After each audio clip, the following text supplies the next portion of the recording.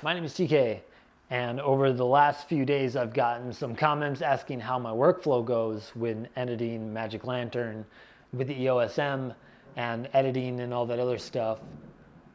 It's raining. Let's jump into the computer. I'll show you what I do, and then from there, if I miss anything, just comment. Computer time. Now that we're into the computer, this is what we're gonna do. Open up wherever your footage is. Once I'm done shooting, I like to organize all my stuff and throw it on a hard drive. I suggest you do the same. You will need to download the MLV app, so if I remember to, I'll put it in the description down below. Once you figure out what clips you're gonna use, or if you don't know and all you see are these thumbnails, just go ahead, open up your MLV app. And sometimes I just drag all the footage in. For this instance, we're just gonna use these 4 random clips because, oh gosh, and they're embarrassing, but that's fine. Let's just go ahead and go through everything we use on the right-hand side here for the MLV app. Now, don't be discouraged when you play back your video and it's a little choppy. A lot of times I feel like it skips a few frames, but when you're editing, it does not skip.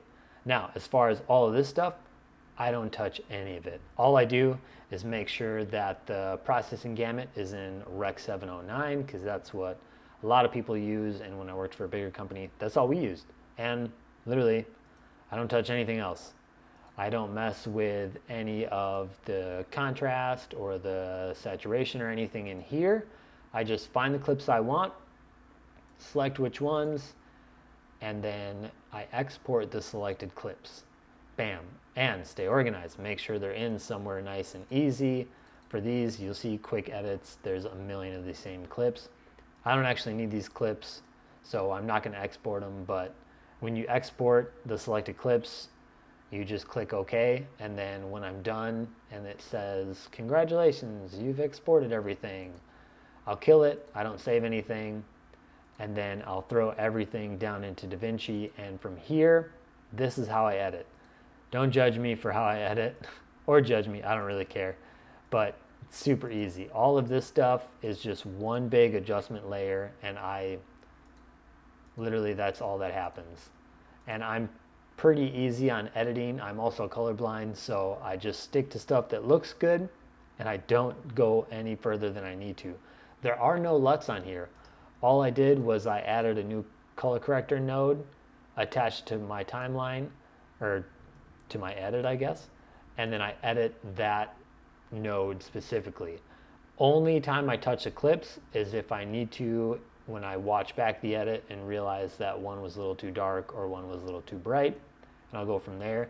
This is all from Panama, and as you see, when you click on this color corrector node that I'm using, all I did was boost the temperature, the contrast, the mid details, saturation a little bit, just because it was such a beautiful area and there's so many different greens and browns that I thought it would look cool, especially with the flowers that they're eating. And I do like my shadows dark and my highlights properly exposed. I know you can't get that most of the time, even with a bunch of ND filters, but for the most part, I boost the colors a little bit with saturation and color boost. I like my stuff a little darker and on the tone side of everything, and keep it warm.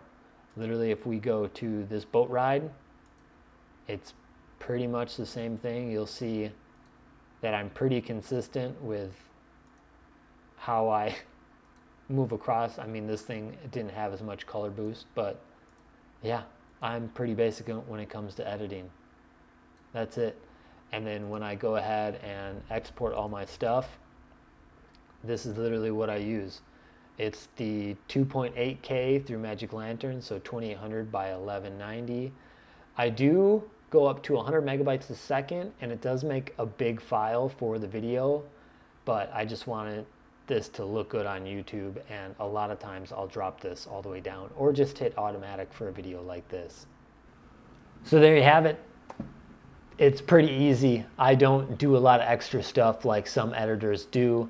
I feel like the colors that I get from using Magic Lantern and with a little bit of tweaks through DaVinci, I get a pretty solid image, and I'm sorry if it wasn't more in depth. And if I missed anything or you want to know anything in more detail, please comment down below on any of the videos. It's just amazing how many comments I got of people interested in how I do stuff when it's really not that interesting. It's kind of boring, it's basic. I think the colors you get straight out of Magic Lantern and the Canon EOS M are phenomenal.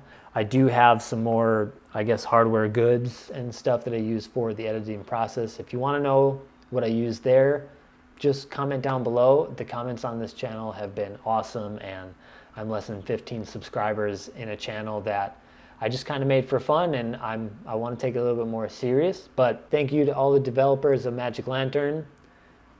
You made a cinema camera that's less than 500 bucks with a lens, so you guys are the real heroes, and I'm just somebody who is filming sloths and escalators, apparently. I don't know how to end videos. Thunder, there we go. Crash, thunder. Yeah. It's really coming down.